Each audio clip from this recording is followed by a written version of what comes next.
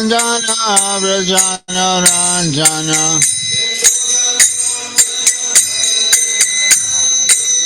Yamunatira Vanachari Yamunatira Vanachari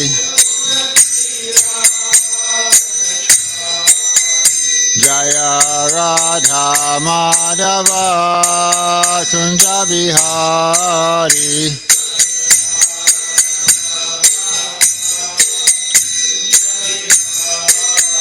Jaya Radha Madhava Kunja Bihari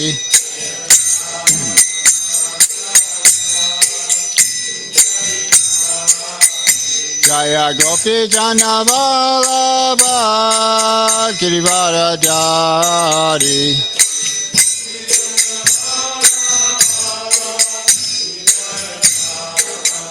Jaya Gopi Jana Vallabha Girivaradari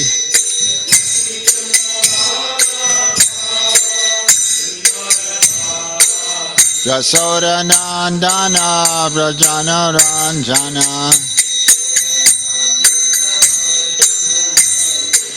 Yasoda Nandana Vrajanoranjana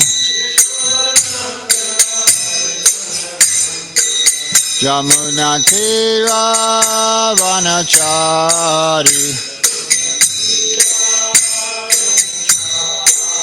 Yamunatira Vanachari Jaya Radha Madhava Kunja Bihari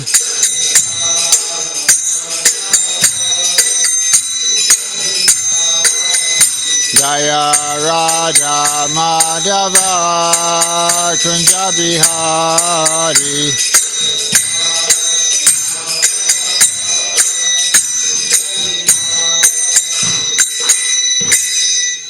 Om Namah Bhagavate Vasudevaya Om Namah Bhagavate Vasudevaya Om Namah Bhagavate Vasudevaya. So we're reading 3rd Canto Srimad Bhagavatam, chapter 27, text 4. Arte hi avidyamani api samstir na nivartate dayato vishayan asha swapne anartagamo yata artehi avidyatmane api samsristi na nivartate dayato vishayanasya swapne naravikamo yata artehi avidyamane api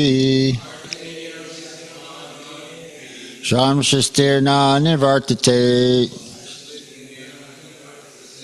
dayato vishayanasya swapne adnartakamo yata artehi avidyamane api samsristina nivartate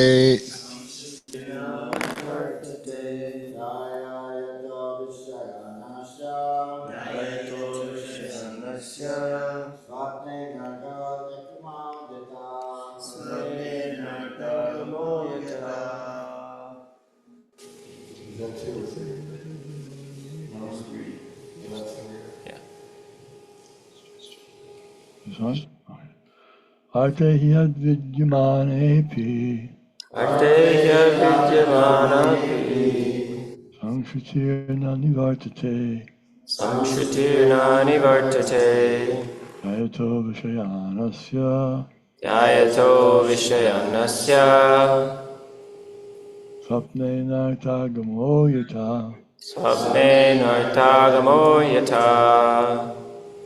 Arte hya vidyamanepi Artehya vidyamanepi. samshrutir nanavartate Samshritir nanivartate. dhyayato vishayanasya Dhyayato vishayanasya. swapne nartagamo Swapne nartagamo yata. yata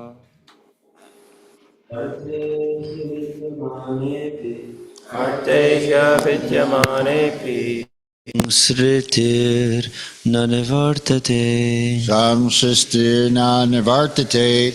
Dhyayato vishayanasya Dhyayato vishayanasya. Swapne nartagamo yata Swapne nargogamo yata.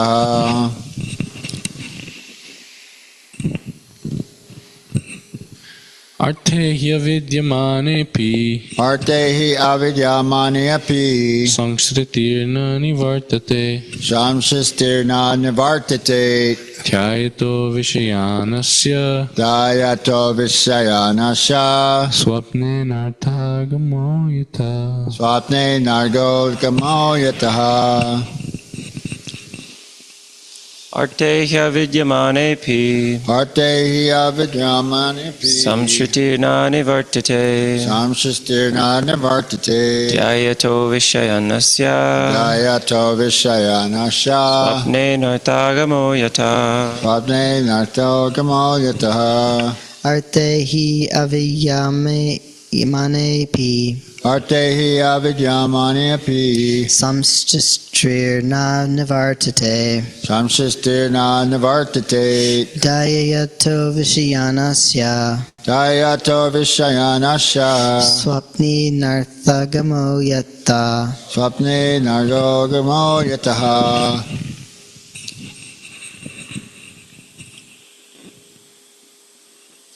Artehaya Vidayamanepi Artehi avidyamani api. Samstirna Nivartate Samshistirna nivartate. Dayayato Vyasanasya Dhyayato vishayanasya. Swadne Nargamo Yata Swapne nargogamo yataha.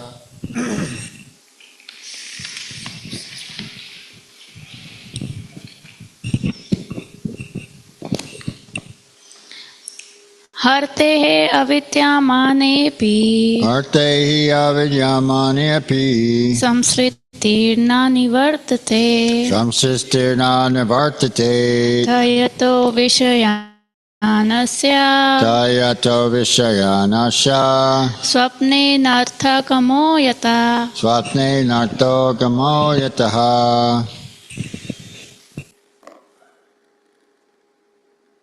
Okay, online. अर्थे हि अविद्यमानेऽपि Artehya vidyamanepi. संसृतिर्न निवर्तते Samshritirna nivartate. यतो विषयानस्य Dhyayato vishayanasya. नेनर्थगमो यथा Swapne nartagamo yata. Okay, that's everyone. Okay. He certainly avidyamanin, non-existing. Api, although samsiti, the material existential condition. Na, not. Nivartate, does not, or does cease. Dayataha, contemplating. Vishayan, objects of the senses. Asha, of the living entity. Swapne, in a dream. Anartha, of disadvantages. Agama, arrival. Yata, like. Translation and purport by His Divine Grace A.C. Bhaktivedanta Swami Srila Prabhupada. Actually, a living entity is transcendental to material existence. But because of his mentality of lording it over material nature, his material existential condition does not cease. And just as in a dream, he is affected by all sorts of disadvantages. The example of a dream is very appropriate. Due to different mental conditions in dreams, we are put into advantages and disadvantages positions.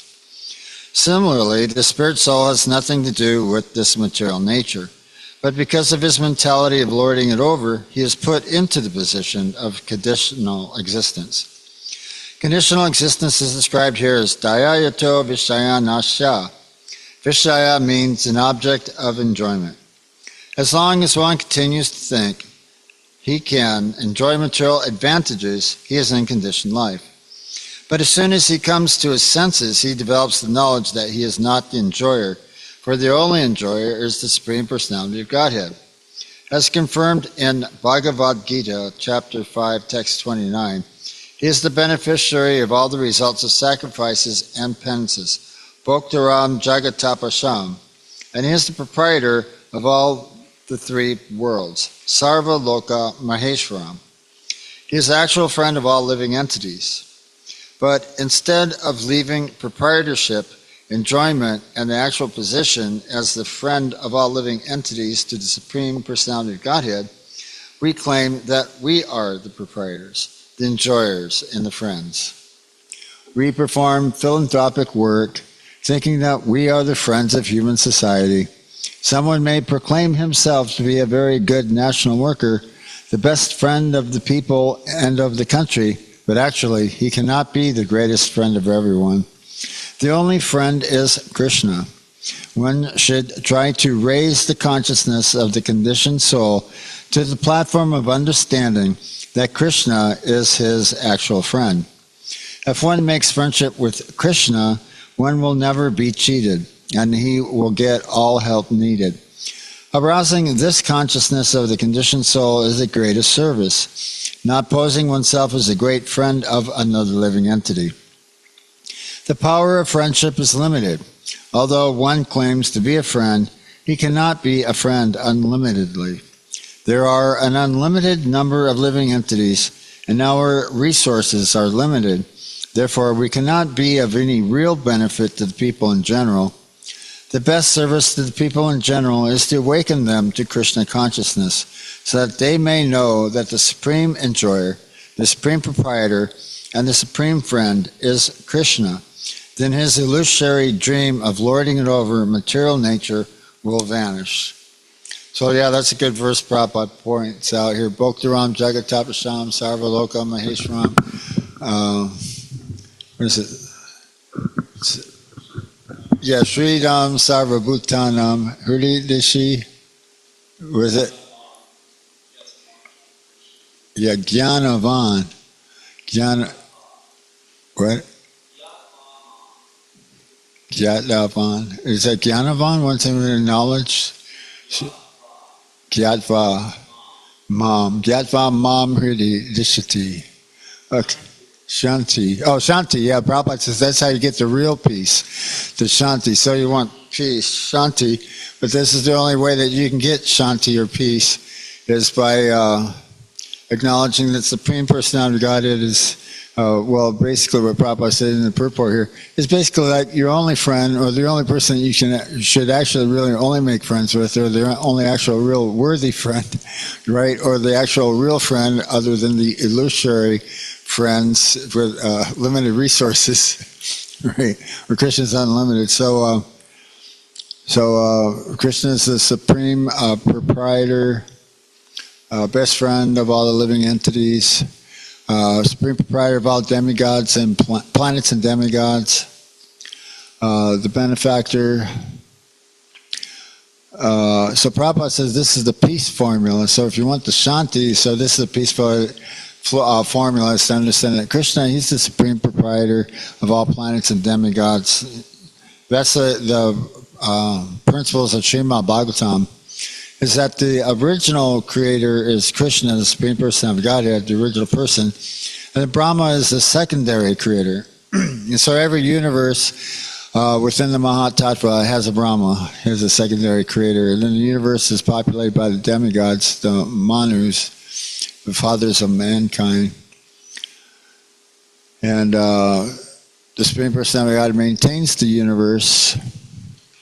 So the Supreme Lord existed before the creation, maintains the universe, and will continue to exist after the annihilation of the creation again and again, over and over, eternally. So that's the whole thing Prabhupada was stating so many times, that the actual position of the living entity is that of Aham Brahmasmi, but due to the desire of lording it over material nature or insufficient knowledge, Prabhupada says, where is that school or education that teaches where is the spirit soul, right? Or where is the self or the spiritual soul of the living entity, or where's the actual real living entity of the person, right? So there's so many different philosophical speculations and psychological sciences, or try to understand this to determine what is the self, what is it, id, ego, mind, what is the mind. So there's so much extensive research into the sixth sense. It's a very mysterious thing, right? ESP, develop your ESP, right? So you've seen those books, the self-help books and things like that. So the human being, we're capable of this, but they're trying to understand it. What is the self? What is the spiritual soul? So the actual platform is Aham Brahmasmi. We're not the material body, but we're the self of the eternal spiritual soul. Due to our coverings of material existence and our identification with the material body, we don't have any recollection of our past lives. And although we've been in the material world since time immemorial, and other than just some general characteristics according to our actions in this lifetime, we might be able to understand what could be our destinations after this lifetime, right? So, it could be, depending on the mentality that we created, it could be in a variety of different forms, just suitable for to facilitate our desires and mentality. And it could be the desires and mentality of a pigeon or a dog or a monkey or a cow or a dog, hog, camels, So the students in the college was asking Srila Prabhupada, so what's wrong with becoming a dog? And Prabhupada's going, that's wrong with our society. People are becoming prepared to become trees and dogs in their next life. They don't think there's anything wrong with it. They think that the dog's happy and the tree's happy.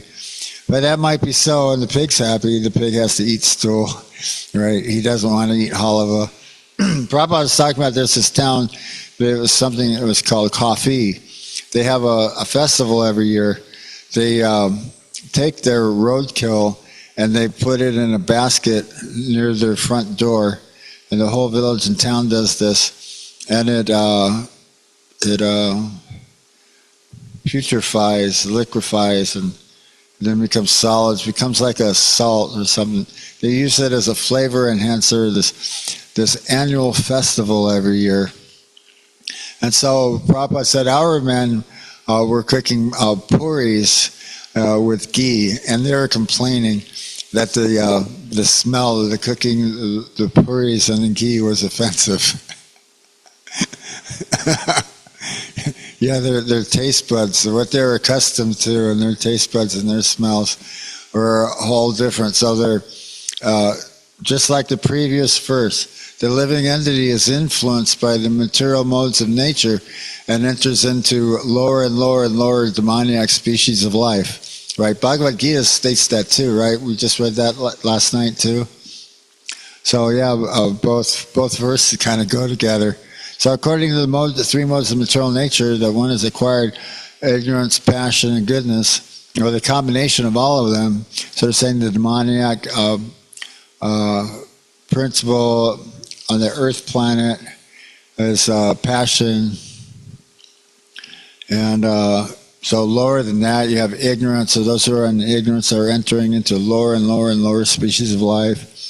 Those who are practicing the yoga, that's what Prabhupada was saying, in order to go to the higher planets or to any other planets in the material universe, you can't actually really go by satellite, or try to gather some information by robotic camera. You're not going to really get the full information. You're only going to get the partial, impersonal aspects of dust and rocks and some sort of atmospheric pressure. They have their drill, so they're drilling into it, trying to locate things, trying to find something. But they're missing the society of the demigods there, or the society of that specific planet. So they're it's by the process of taking birth within the planet, not by the process by mechanical means. Or there's also by the practice of yoga. The yogis, they can go to higher and higher and higher planets by the process of yoga, of transference. So, since the living entity is eternal, there's also, Krishna says, never was there a beginning or an end. Right? He was pointing out to their kings, to themselves, to each other. And Prabhupada, he's also said, if Krishna was impersonal and if the impersonal Brahman was the actual goal, Krishna specifically would have said so. Right? Even if he was the embodiment of Brahman, he would have said so. Right? Yeah, but he didn't. He didn't stick to that. He said, surrender unto me, Krishna, the Supreme Personality of Godhead. Right? He states that he is the source of Brahman, and it's the basis of Brahman. Right? And is the source of Paramatma and all other incarnations and expansions. So Prabhupada was saying this, that this universe, just the one sun itself, is illuminating this whole entire universe, and this the light of the sun is traveling at 93 million miles a second, and the sun is 93 million miles away. And so he said, you just imagine how powerful Krishna is. We're talking about just this one sun when there's millions of universes that all have suns. So there's millions of suns, right? And he's has expanded into unlimited forms and in Paramatmas with each and every living entity, within the heart of the living entity. So he says you can just imagine how great and how powerful then Krishna actually really is. And Krishna is stating in Bhagavad Gita, like, oh, this is just a spark of my splendor. Are you kidding? This isn't nothing yet. Right? So what they were saying is that, what was it? It's called antiquity within ambiguity. Let's see if I can say the word. Antiquity, ambiguity within antiquity. What they were saying is that one can go, that's what Swami was saying this. He was saying that one can go in the ocean, and one goes into the waves, and he goes deeper in the ocean, right? And he's going farther out, and he's going deeper and deeper into the ocean. And they're going really deep into the ocean, right? So, and the ocean could be fathomless practically, right? So they're saying to understand something about the Supreme Person of Godhead is just like that. You can't know everything, even though you can go really, really deep into the ocean's still deeper somewhere else too. It's fathomless, right? Some deeper and deeper and deeper. So you cannot actually really fully understand everything about Krishna, the Supreme Person of Godhead, because he's unlimited. But you might be able to know maybe quite a lot, right? And still pick up more along the way. But it's just like that. Someone's going deeper and deeper and deeper and deeper into the ocean. You're still going to understand more things about the Supreme Personality of Godhead. You'll never come to an end. So, what Prabhupada really is pointing out here is like the spiritual soul is the actual real point, is that we're spiritual soul. So, material identification with the material body is aham brahmeti. So opposed to aham brahmeti is aham brahmasmi, that I'm the spiritual soul. So Prabhupada was saying that just as the there's two explanations Prabhupada was given on this. As the sunlight is going across, distributing its light throughout the entire universe, so the consciousness of the spiritual soul is also spread, radiating throughout the conscious aspects of the material body.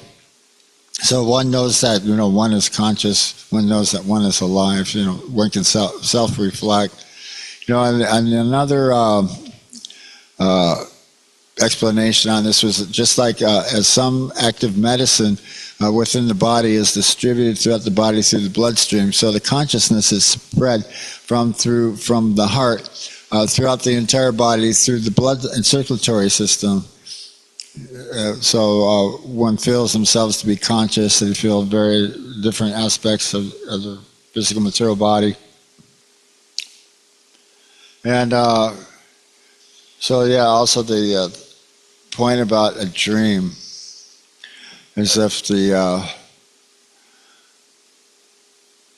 if when the living entity wakes up, it's like a waking up from a dreaming stage.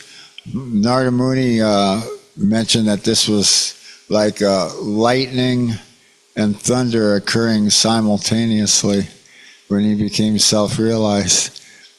So that could be really epic. And, we have our thunder and rainstorms here, and they could be quite resounding. Right? Yeah, nature has its way. Right? Man trying to conquer the forces of nature, trying to make himself comfortable, trying to make himself the proprietor and the enjoyer in the material world. But it's simply just it's a hard struggle for existence.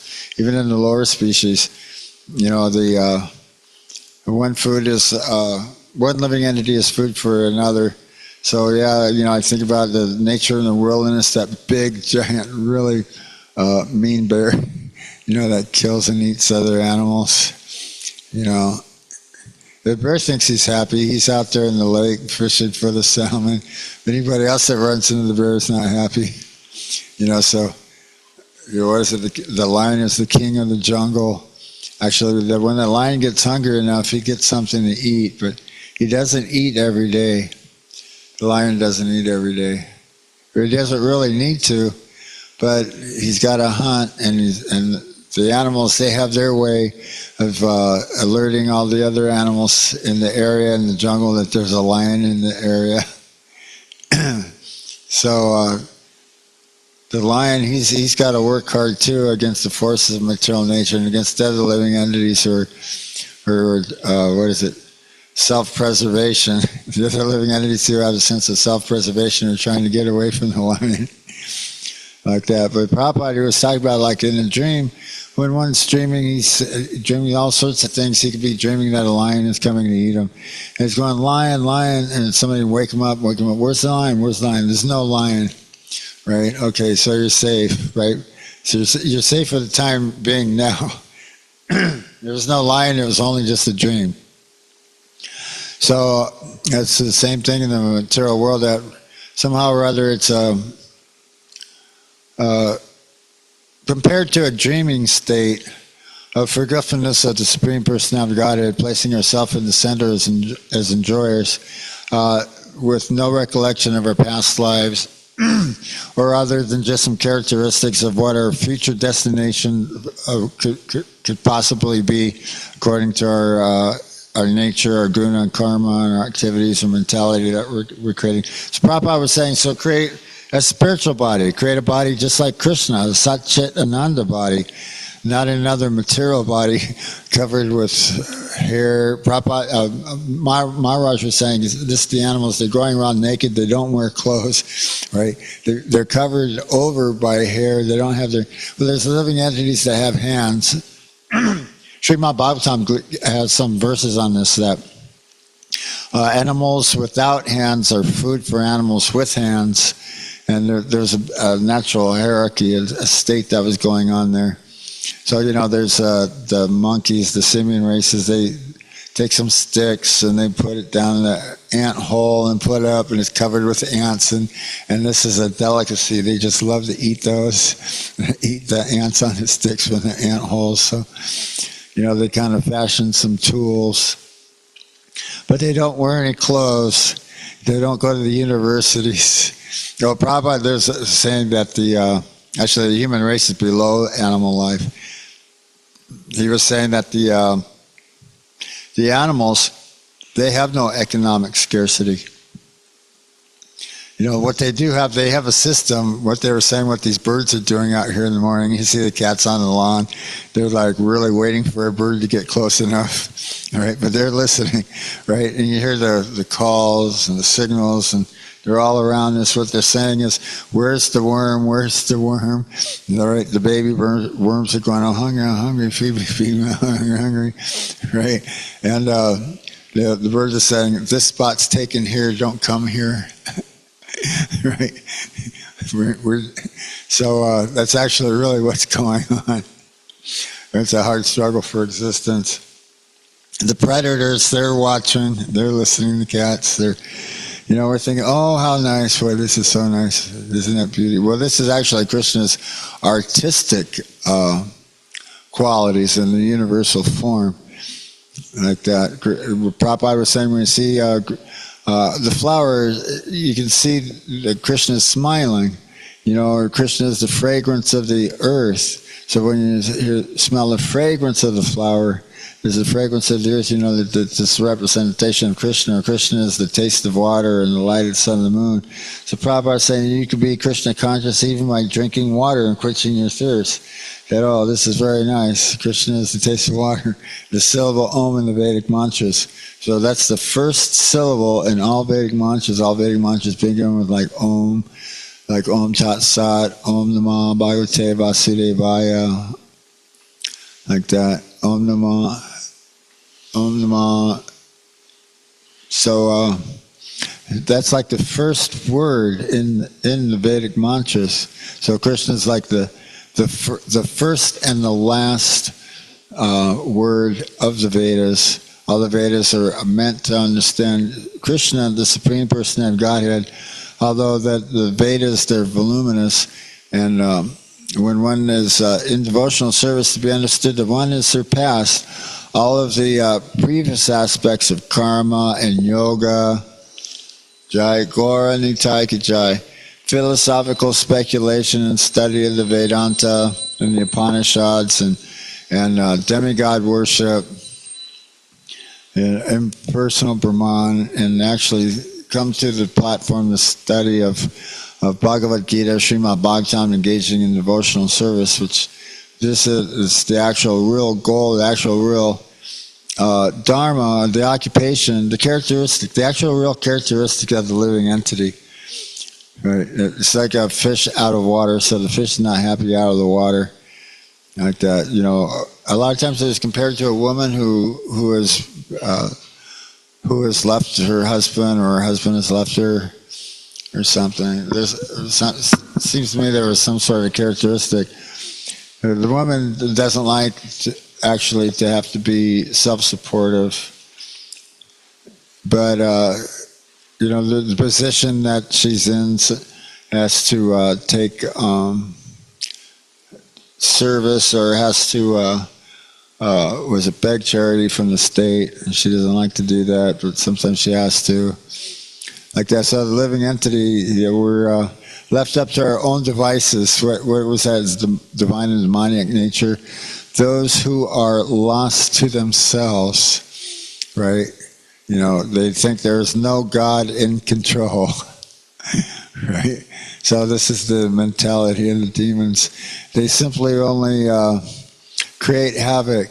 They only perform activities which are actually meant to destroy the world. And Prabhupada said in the purport that Krishna here, he was foretelling of the future here in the Kali Yuga for the deployment of nuclear weapons, and other similar weapons. So they are using nuclear weapons, but we're talking about like nuclear weapons. We think about the ultimate doomsday machine bomb, like that. In fact, there was even a movie where it had Frankie Avalon and Ray Milland. It was like an old 50s movie. They dropped the bomb, right? And they were going, well, I thought everything just goes zap, gone, finished, vanished. But it's not exactly what happens, But anyways, yeah, there's an epicenter and it spreads out. But it's not zap, zap, you're gone, kind of stuff. But you get burned, it destroys things on a epic level. So, so that's just the thing. That's why they haven't used it. Prabhupada said that the Nazis, they did develop the nuclear weapons, but they didn't use it because they knew how dangerous it is, how badly it wrecks the environment. So that's like really the reason, the deterrent it not to use it, but they threaten to use it, so you don't want them to use it, right? So they coerce each other with it. We'll totally, what is it? The unthinkable. We'll do the unthinkable if you don't mind, if you don't do it, we say, if you don't mind us, we have, right, weapons of mass destruction, they're calling it. So that's the demoniac. Yeah, they're lost to themselves, with the mentality that there's nothing in control. It's all by chance. What is it? Natural selection, natural evolution. They think we're getting bigger and bigger brains, that we're coming from monkeys. When actually it's the other way around. We're actually coming from the Manushas, the demigods, highly intelligent living beings within the universe that practice yoga and meditation, that they know the principles of Aham Brahmasmi, that they're not the material body, and the science of going back home, back to Godhead, rather than, so it's actually really de-evolution. The living entities are becoming shorter lived, life duration is decreasing, memory and mental capacity is decreased, the size is decreased.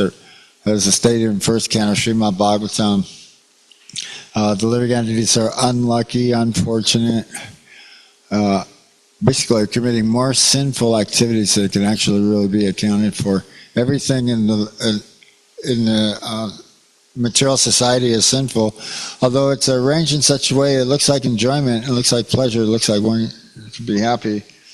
The specific structure that's set up, and I can see how things have changed, but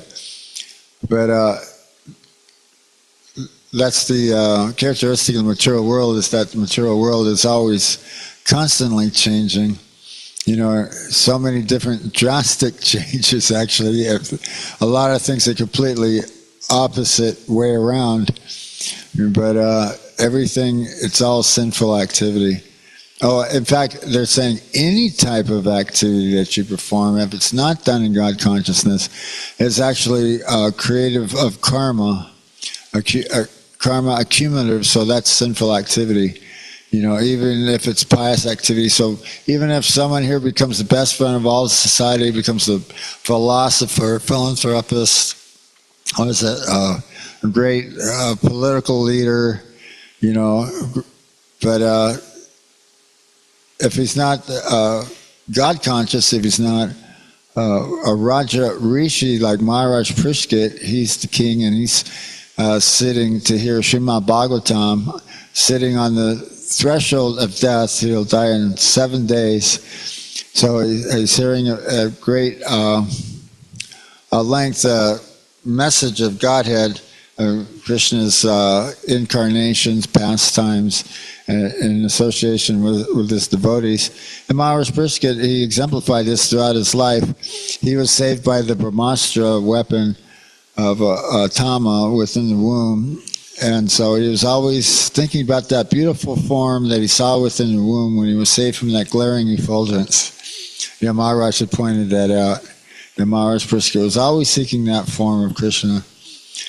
Like that. And there were some characteristics that he played. He had dolls, Krishna dolls, and performed Krishna's pastimes growing up. So it's end of class now. Are there any questions or comments? Okay, so we can end class there. Okay, Srimad Bhagavatam class ki jai.